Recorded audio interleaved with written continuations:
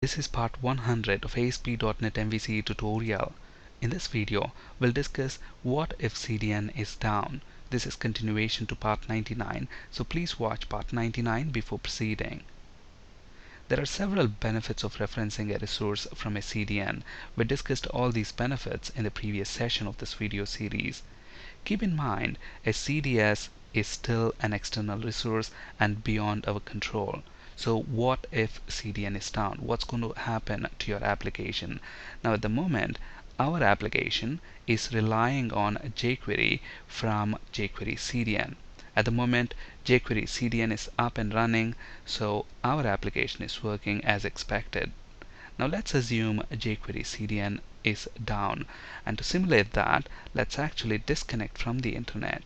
So I'm going to disconnect from the internet, and then let's reload this view. So at the moment I'm not connected to internet, so obviously this script should fail loading.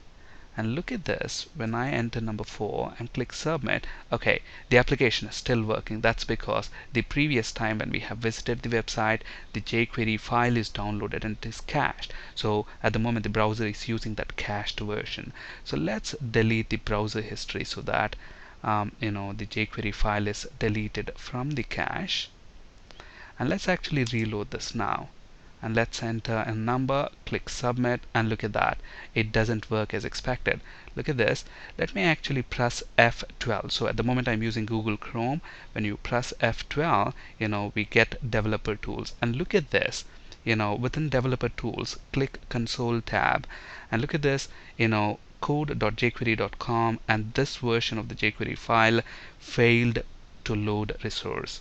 And since jQuery file failed to load the resource, dollar is not defined. So we have two errors and our application is not working. So if CDN is down and if you're loading a resource from a CDN, your application is not going to work the way you expect it to work.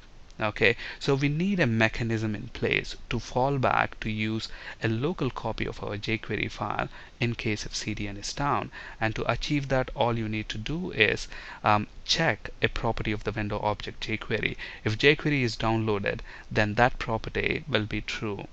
If that is not true, then we are going to write the script tag onto our page. Okay, so we are dynamically writing the script tag, and if you look at the script tag, it's very straightforward. So we are setting script source equals the path for your jQuery file that's present on your web server. And then if you look at here, for the closing script tag, instead of using an angular bracket there, we are using this hexadecimal character \x3c.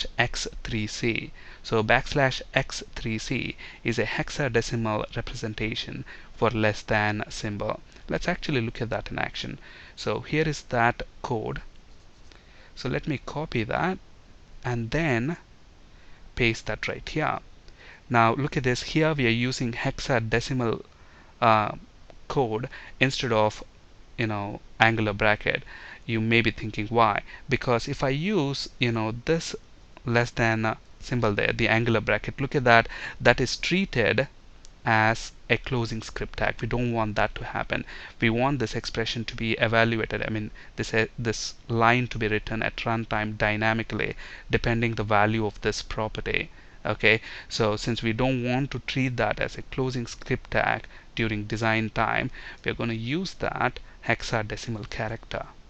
Okay, so now let's go ahead and run this. So we are still disconnected from the internet.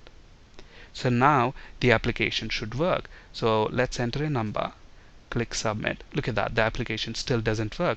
Let's determine why. So press F12, it's going to get us the developer tools, and on the console tab, look at this, it still says failed to load this resource, and that's fine because we are not connected to the internet, so CDN is down. And it still says dollar is not defined. That's basically because, look at this, we need to have this script tag immediately after this script tag because we failed to download jQuery from CDN. So try to download, use the local version of the jQuery file.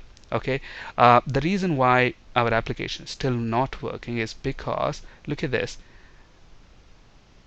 we had this code right here. So this custom JavaScript is making use of the jQuery library, okay, and we are loading our jQuery after our custom JavaScript, and that's the reason why it's not working. We need to have this before we actually use the jQuery library. So now when we run this, let's press Control F5 and let's actually press F12 and look at the console window. We only have one error, failed to load resource. That is, we failed to load the jQuery file from the jQuery CDN. That's fine, that's expected. But now our application should continue to work. So click submit. Look at that, number is even, and if I enter an odd number, it still has to work. Okay. Now let's actually go back and turn on the internet connection.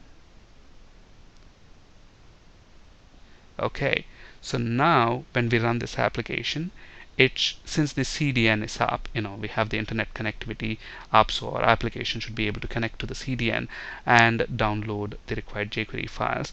Now when I press F12, we shouldn't have any errors within the console. So this proves that at the moment our application is using the jQuery library from the jQuery CDN and not the local version. So a very simple trick to fall back to use the local resource when CDN is down. That's it for today. Thank you for listening. Have a great day.